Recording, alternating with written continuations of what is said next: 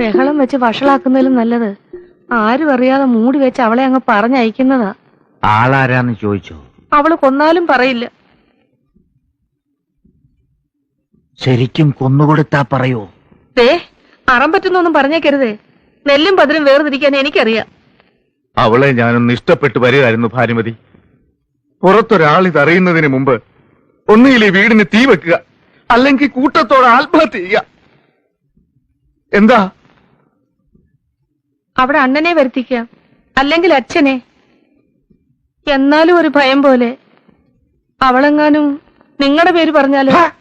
പരമനാറി പട്ടി കഴിവരടാ മോളെ.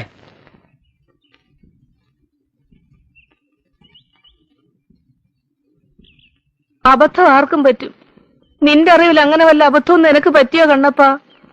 ഞാനിപ്പോ എന്ത് പറഞ്ഞാലും പെങ്ങൾക്ക് വിശ്വാസാവില്ല. എങ്കിലും ഇത്തിരി വേദനിച്ചിട്ട് ചോദിക്കുക, പെങ്ങൾക്ക് സ്വന്തം മക്കളെ മാത്രമേ വിശ്വാസമുള്ളൂ അല്ലേ? ഞാൻ വരൂല്ല. എന്നോടൊന്നും ചോദിക്കരുത്, എനിക്കൊന്നും അറിയില്ല.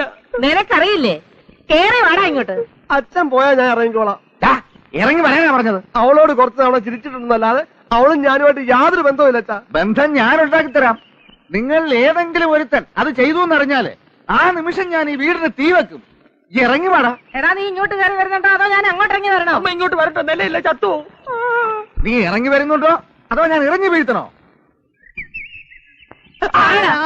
സത്യം പറയാ.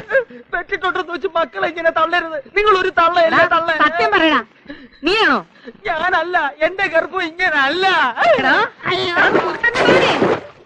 സത്യം പറയടാ, നീ തറവാടിനെ ചതിച്ചോ? അച്ഛനാണ് സത്യം, അത് ഞാൻ ചെയ്തിട്ടില്ല. അവള് നിന്റെ പേര് പറഞ്ഞാലോ? ഞാൻ തൂങ്ങിച്ചാകും. വേണ്ട, ഞാൻ തന്നെ നിന്നെ തൂക്കിക്കൊള്ളാം.